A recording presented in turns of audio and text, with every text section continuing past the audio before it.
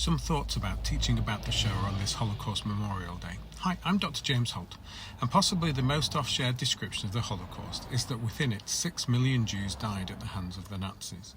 This is horrendous and decimated the Jewish population of the world, and as suggested, is the largest single example of anti-Semitism and hatred in the history of the world. In many ways, this is an unfathomable number.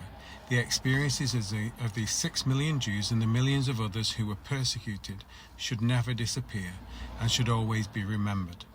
The remembrance of the victims of the Holocaust is central to Jewish identity in the world today. In explaining the importance of a memorial in the shul, a rabbi explained, "It is placed above the door so that we can never forget. It is one of the pillars of our communal identity today." In all of its teachings, the voices of the individual should never be forgotten. Repeated references to the 6 million risk subsuming communities and individuals into a faceless mass and attempts to perhaps envisage the enormity of numbers can further depersonalize and dehumanize. Instead, wherever possible, we should use case studies of survivor testimony and letters and diaries from the period to show the human experience.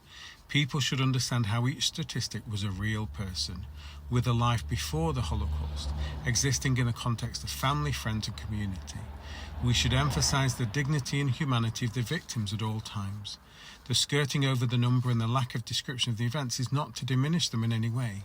It's important for them to be taught. In many ways, we cannot teach what it needs to without an understanding of these events and their context.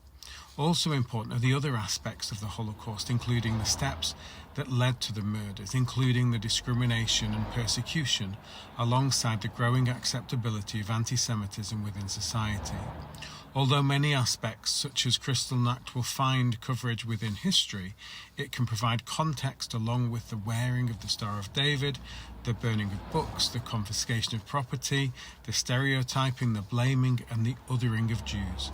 In establishing the Jews as other, i.e. not part of the German we, it enabled the development of more violent restrictions. One of the sayings that is oft repeated when remembering those who were killed is "never again." One Jew spoke to me and suggested that this phrase was laughable in the 21st century. His argument was that as we look at the history of the world since 1945, albeit on smaller scales, there have been many genocides. Therefore, helping students understand not just the evil that is genocide, but also the slippery slope that leads to such events is an important part of Holocaust education.